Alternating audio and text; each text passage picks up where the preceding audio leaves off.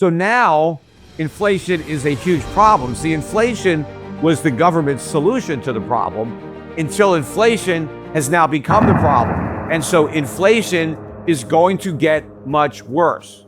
Forget about what these central bankers and politicians are saying about their commitment to fight inflation, how they're resolute and how they're determined no matter what to bring the inflation rate back down to 2%. That's never going to happen. We're going to see 20% inflation before we see 2% inflation. And this pretend war against inflation is going to come to an end soon. And the central banks are going to surrender and inflation is going to win. Look, we've already seen the first central bank capitulate and wave the white flag, and that was the Bank of England.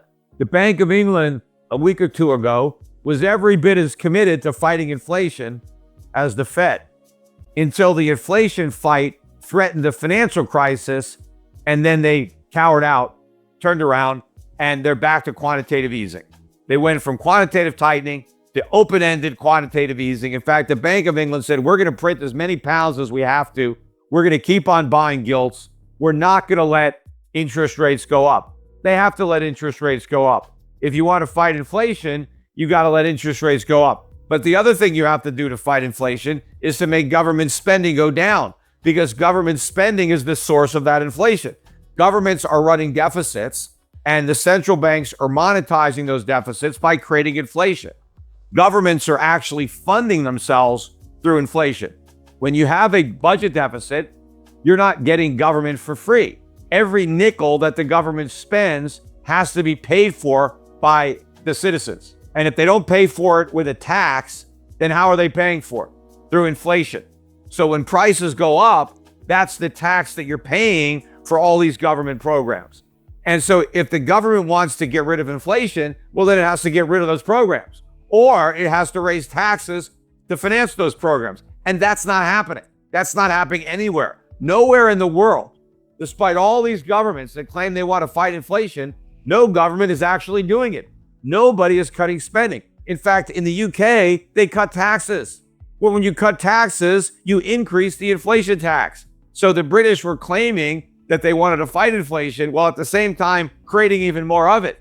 That is the problem. But the same thing is going to happen to the Federal Reserve in the United States. You cannot raise interest rates without creating a financial crisis. The financial crisis we had in 2008 was a result of a normalization of interest rates.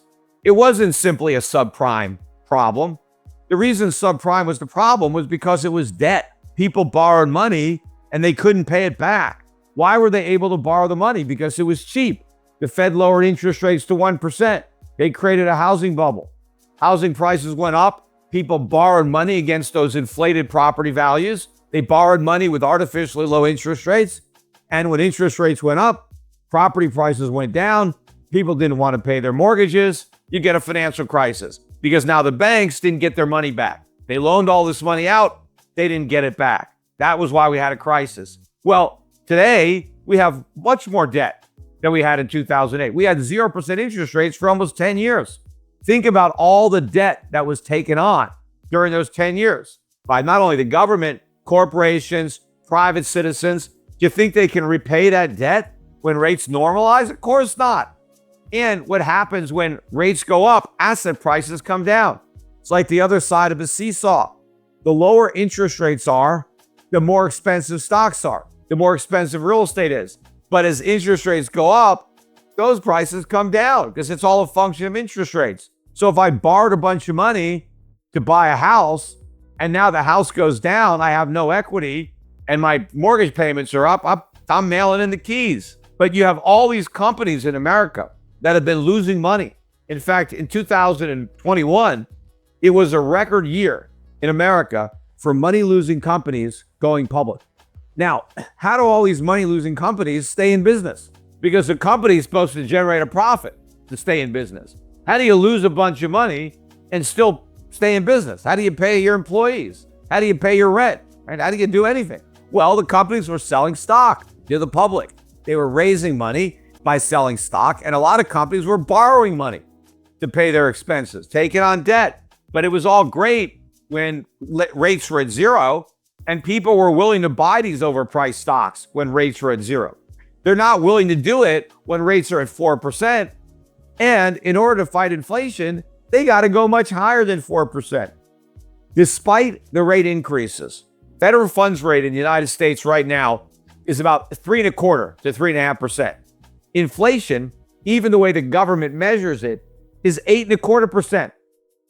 That's negative 5% real interest rates. You're not going to fight inflation with negative 5% rates. You're going to create more inflation. The only way that you can fight inflation with higher interest rates is if the interest rate is higher than the inflation rate. And it can't just be a little bit higher.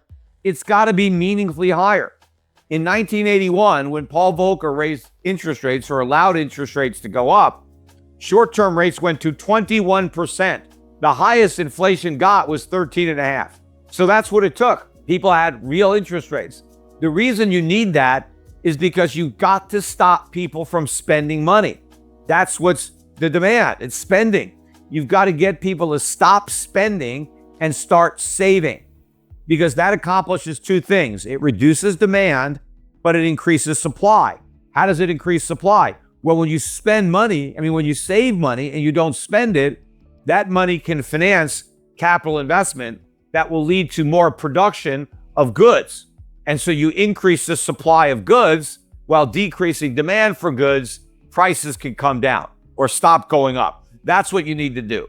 Now, if interest rates are negative, that is not going to encourage anybody to save. If rates are negative 5%, you're going to lose 5% a year on any money you save. Why the hell would you save? You wouldn't. You're going to spend your money as quickly as you get it. You're not going to save it and lose 5% a year.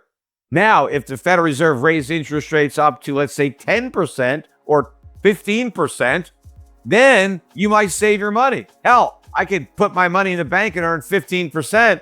I'm not going to spend it. Even if inflation is 8%, I'm still 7% ahead. I'm going to save my money.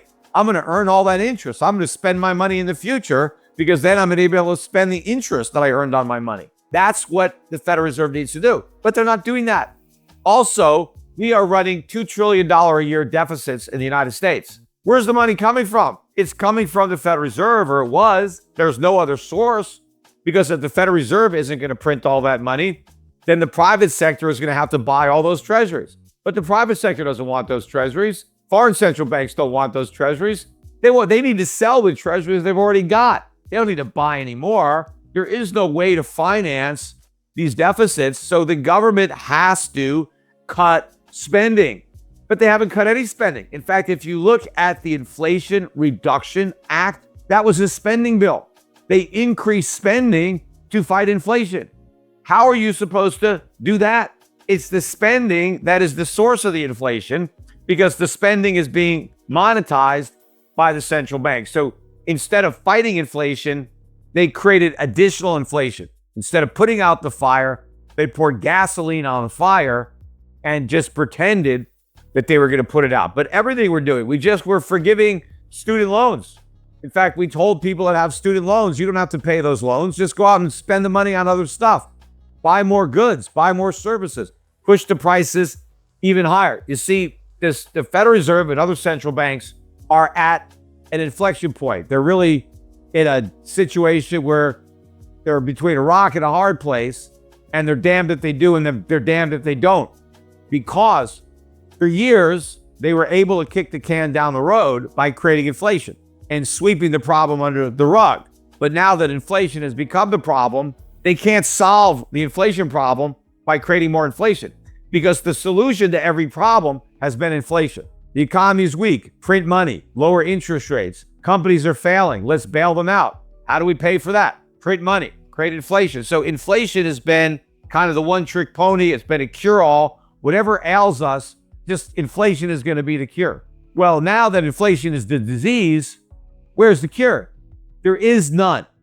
Any more stimulus, and we end up with an overdose. And that is where we are right now. And what's keeping everything going, the reason that we haven't already seen a collapse in the bond market or a collapse in the value of the US dollar, the reason we've had a rally in the dollar is because the world is still has faith in the Federal Reserve. The world still believes that the Federal Reserve is serious about bringing inflation back down to 2% and that it has the ability to bring inflation back down, but it doesn't. Remember, it was the Federal Reserve back in 2008 or 2007 that said not to worry about the subprime market. It was contained. Of course, we saw how contained that was. But even before the subprime problems, they told us there were no problems. They said there wasn't a real estate bubble. And they said even if the real estate prices went down, it wouldn't hurt the economy because it was so strong. So the Fed has a very bad track record. And more recently, with respect to inflation, first the Federal Reserve said we didn't have enough inflation. Then when inflation got to 2%, they said, oh, well, we need to have it a little bit higher than 2% to make up for all the years that it was a little bit below 2%. And then when it got much higher than 2%, they said, don't worry about it. It's transitory. It's all going to go away on its own.